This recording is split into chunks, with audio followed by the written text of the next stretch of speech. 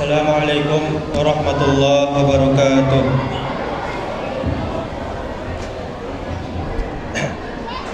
Alhamdulillahirabbil alamin wa bihi nasta'in ala umurid dunya waddin. Asyhadu an la ilaha illallah wahdahu la syarikalah wa asyhadu anna Muhammadan abduhu wa rasuluhu amma ba'du. Alhamdulillah, segala puji bagi Allah Rabb semesta alam. Kita bersyukur kepadanya karena sampai saat ini malam keempat Ramadan kita masih diberikan nikmat sehat, nikmat umur, nikmat iman, nikmat Islam. Sehingga dengan nikmat tersebut kita gunakan untuk taat kepada Allah, mengerjakan perintah-perintah Allah, memperbanyak amal soleh, dan kita jauhi apa yang Allah larang. Kemudian salawat serta salam semoga selalu tercurahkan untuk Nabi kita Muhammad sallallahu alaihi wasallam. Allahumma salli wa sallim wa barik ala Muhammadin wa ala alihi wa ashabihi ajma'in. Mudah-mudahan dengan memperbanyak salawat kita termasuk umat Muhammad yang cinta kepada beliau, yang kelak di yaumil akhir mendapatkan syafaat, yang mana syafaat itu sangat kita butuhkan dan tidak ada yang bisa menolong kita kecuali Allah Subhanahu wa taala. Baiklah, sebelumnya saya mengucapkan banyak terima kasih kepada pengurus Masjid Taqwa Sungai Geringging dan yang kami hormati Bapak Ibu jamaah salat tarawih yang dirahmati Allah Subhanahu wa taala. Pada malam hari yang berbahagia ini, sesuai judul yang diberikan oleh pengurus, yaitu salah satu cara kita bersuci atau thaharah, yaitu berwudu. Tata cara berwudu, materi kita. Kita akan mengenal bagaimanakah tata cara wudu yang benar yang dicontohkan oleh Rasulullah sallallahu alaihi wasallam. Semoga dengan membahas ini kita dapat meluruskan kesalahan-kesalahan kita yang selama ini mungkin kita rasa benar. Bapak Ibu jamaah yang dirahmati Allah Subhanahu wa taala, salat tentunya tidak sah tanpa berwudu. Hadisnya dari Ibnu Umar radhiyallahu anhu, beliau berkata, saya mendengar Rasulullah sallallahu alaihi wasallam bersabda, la tuqbalu salatun bi ghairi tuhurin wala sadaqatun min hululin.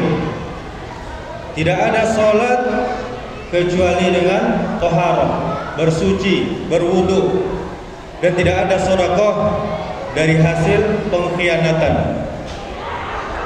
Imam An-Nawawi rahimahullah pernah mengatakan hadis ini adalah dalil, adalah nas mengenai wajibnya kita bersuci, wajibnya kita taharah sebelum kita sholat. Kaum muslimin seluruhnya telah bersepakat bahwa taharah merupakan syarat sah sholat. Kemudian hadis dari Abu Hurairah radhiyallahu anhu, dia mengatakan bahwa Rasulullah sallallahu alaihi wasallam bersabda, la tuqbalu salatun ahadikum idza ahadasa hatta yatawadda. Salat salah seorang di antara kalian tidak akan diterima ketika masih berhadas, hadas kecil maupun hadas besar, sampai dia berwudu. Kemudian mengenai tata caranya, ini dia. Diterangkan dalam sebuah hadis, kita bacakan artinya. Humran, siapa Humran ini? Pembantu Utsman bin Affan. Dia menceritakan bahwa Utsman bin Affan radhiyallahu anhu pernah meminta air untuk apa? Untuk berwudu. Kemudian dia ingin berwudu, Utsman bin Affan. Lalu beliau membasuh kedua telapak tangannya, sebanyak 3 kali. Lalu kemudian Utsman berkumur-kumur, diiringi dengan memasukkan air ke dalam hidung. Kemudian membasuh mukanya 3 kali. Kemudian membasuh tangan kanannya dari atas sampai siku 3 kali. Kemudian begitu pula yang kiri, seperti itu juga 3 kali. Kemudian beliau mengusap kepala. Kemudian membasuh kaki kanan dulu sampai mata kaki 3 kali. Kemudian kaki yang kiri begitu juga. Kemudian Utsman bin Affan berkata, aku melihat Rasulullah sallallahu alaihi wasallam pernah berwudu seperti wudu yang aku contohkan ini. Kemudian Nabi sallallahu alaihi wasallam bersabda, barang siapa yang berwudu seperti wuduku ini, kemudian dia sholat 2 rakaat dengan khusyuk. Sebagian ulama mengatakan sholat ini adalah sholat sunnah wudu, tapi terlepas dari itu bebas. Yang penting sholat 2 rakaat atau tahiyatul masjid atau qobliyah. Yang penting sholat 2 rakaat. Dan dia tidak memikirkan urusan dunia, pekerjaannya, rumah tangganya. Dia khusyuk untuk sholat. Dan yang tidak ada kaitannya dengan sholat tidak dia pikirkan, maka kata Nabi, Allah akan mengampuni dosa-dosanya yang telah lalu. Kemudian seorang ulama yang bernama Ibnu Syihab, dia berkata, ulama kita mengatakan bahwa wudu seperti ini adalah contoh wudu yang sempurna, yang dilakukan seorang hamba untuk sebelum dia sholat. Dari hadis ini, Bapak Ibu Saudaraku jamaah yang dirahmati Allah, kita dapat meringkas tata cara wudhu Nabi sallallahu alaihi wasallam. Yang pertama, berniat di dalam hati. Untuk apa? Untuk menghilangkan hadas. Kemudian yang kedua, membaca bismillah. Kemudian yang ketiga, membasuh kedua telapak tangan kanan lalu kiri sebanyak 3 kali.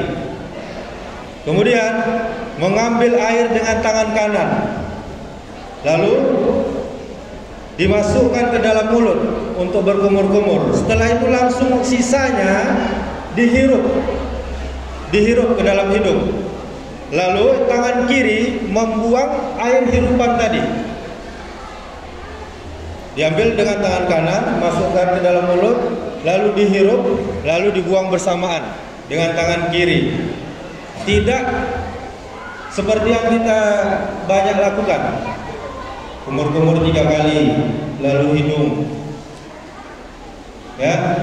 Jadi dalam hadis ini seperti yang kita katakan tadi, namanya yaitu istinsyak, menghirup air ke dalam hidung. Kemudian hal ini dilakukan sebanyak 3 kali sekaligus tadi, kumur-kumur langsung menghirup air ke dalam hidung lalu dibuang. Bagaimana dengan berpuasa, Bapak Ibu? Tetapkah kita berkumur-kumur? Jawabannya tetap. Ya.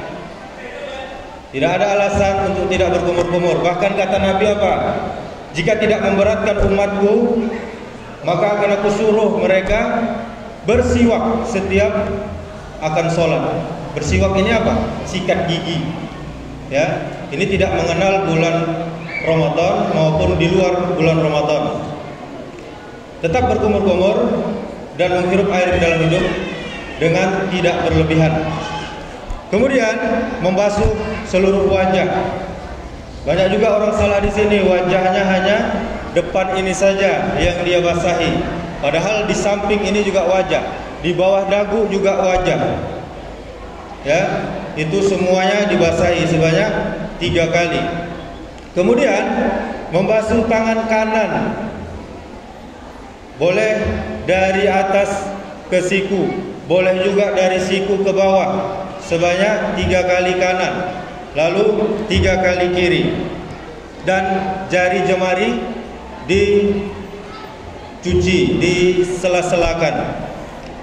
Kemudian membasuh kepala. Kepala Bapak Ibu, ini hanya 1 kali saja. Ya.